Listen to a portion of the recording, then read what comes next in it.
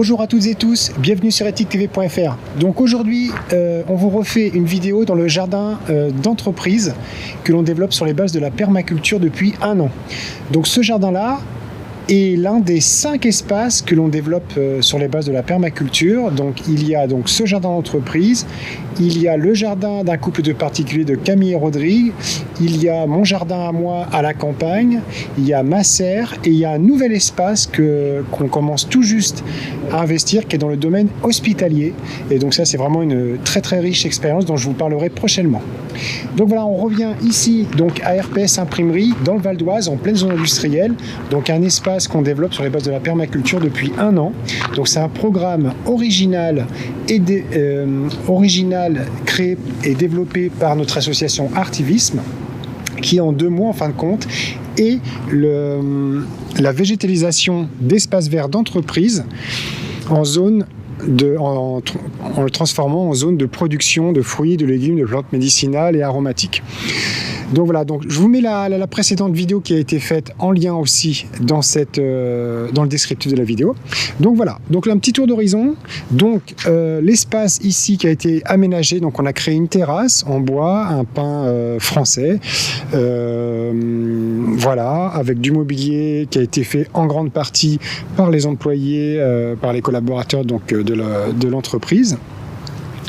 Donc ici une nouvelle zone en triangle comme ça à l'angle de la terrasse, dans lequel on a donc remis en pleine terre l'olivier qui était à l'origine ici. On est venu le mettre ici en pleine terre pour qu'il puisse s'enraciner et se développer comme il faut. On a ajouté groseillier, cassissier.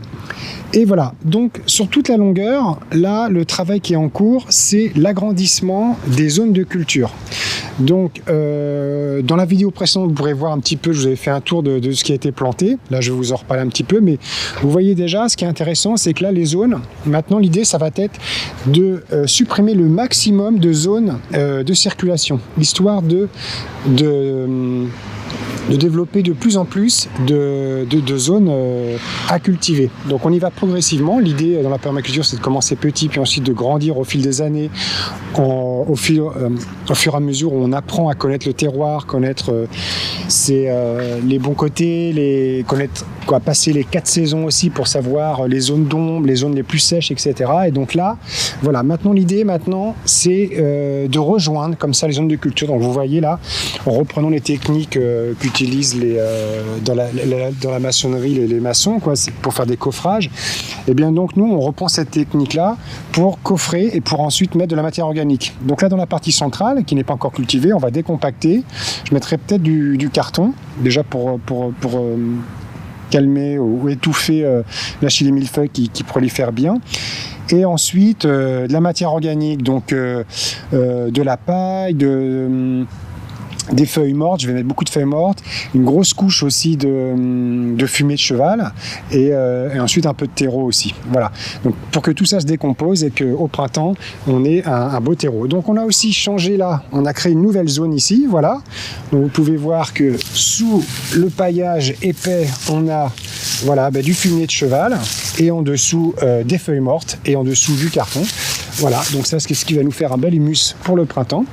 Et donc voilà, en gros, rapidement pour les plantes, là vous avez un amandier, vous avez là de la lavande, de la sauge, du romarin, de la mélisse citronnelle, des fraisiers, de la verveine, de la sauge ananas, de la bourrache, un beau pied d'artichaut ici, un beau néflier là un petit amandier devant la terrasse.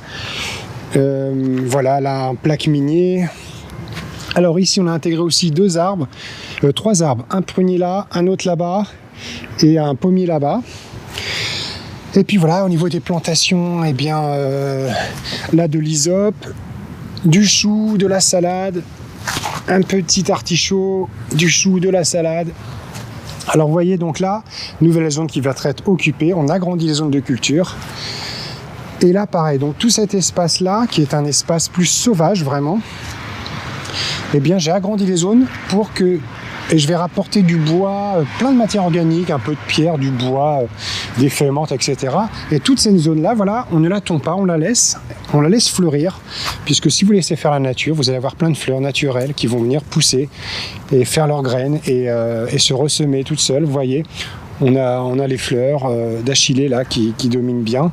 Et donc toute cette zone-là va être aussi un hôtel à insectes, puisque là on a un point d'eau. Plutôt que de faire un hôtel à insectes conforme, comme ce qu'on voit qui est fabriqué et usiné, l'idée, ça c'est un vrai hôtel à insectes, c'est-à-dire que c'est la matière organique empilée, qui se détériore et qui accompagne toute la biodiversité. Voilà. Donc l'idée c'est vraiment de développer la biodiversité. Donc voilà, là vous avez les poireaux, là-bas le rosier. Donc là on a ramassé une partie de topinambour, là vous avez encore les grandes topinambours qu'on va bientôt ramasser aussi. Donc l'intérêt des topinambours aussi, c'est de les ramasser au fur et à mesure, puisque c'est une tubercule qui reste pas, qui se conserve mal, que quelques jours hors sol. Donc c'est pas comme les pommes de terre, on peut pas les conserver en cave. Et donc l'idée, c'est plutôt les laisser en terre, comme on a fait dans le jardin de Camille et Rodrigue, et puis de les récolter au fur et à mesure de ce qu'on a besoin durant l'hiver. Donc voilà, donc cette zone-là, on est encore aussi en train de l'agrandir. Voilà. Donc là, ici, ce sont des radis noirs. Voilà. On avait semé radis et radis noirs. Et là, donc les petits radis ont été ramassés par les collaborateurs pendant la pause déjeuner. Et donc maintenant, on a les radis noirs qui prennent le dessus. Et là, on a un espace avec des beaux poireaux. Et au milieu, on a planté des oignons blancs et des carottes. Et voilà, donc on peut voir les belles petites carottes qui sont en train d'arriver. Je ne sais pas si vous voyez, voilà, elles sont en train de se former. Donc voilà, les belles petites carottes au milieu des poireaux. Et c'est une belle... ça fonctionne bien ensemble, hein, le carreau et la poireaude, puisque chacun peut avoir des petits parasites et chacun, la carotte et bien le poireau va empêcher un petit peu la maladie sur la carotte et inversement. Donc c'est une belle harmonie entre ces deux plantes. Carottes, poireaux. Et moi j'ai ajouté en plus des oignons blancs. Voilà. Donc là les cassissiers, les framboisiers. Voilà. Et puis là, pour finir, le pommier. Donc cette zone, cette année, on l'avait laissé en sauvage. Et bien là, on la cultive. Idem, du carton, des feuilles mortes, du fumier de cheval et de la paille. Voilà. Et donc ici, c'était la grosse zone de pommes de terre. Voilà. Donc... voilà pour cette petite visite, j'espère que ça vous a plu, j'espère que ça vous a donné des idées. Et donc, voilà, je vous dis à très bientôt pour la suite. Et je vous parlerai donc de ce nouveau projet de développement d'un jardin en permaculture dans le domaine hospitalier. Je vais vous en parler très prochainement. Là, on est en train de travailler, vous verrez ça, c'est très très chouette. Je suis très heureux de ce nouveau petit projet. Et voilà, donc je remercie infiniment Flavien Moras pour la post-production des vidéos, Pascal Geoffroy pour ses conseils, Stéphane Dio pour le développement web et Kadour Haddadi pour la cession de ses droits. Soyons tous sur la même longueur d'onde. On a du boulot pour toi si tu le veux bien. Rallumer les étoiles du soir au matin encore. Les rallumer encore.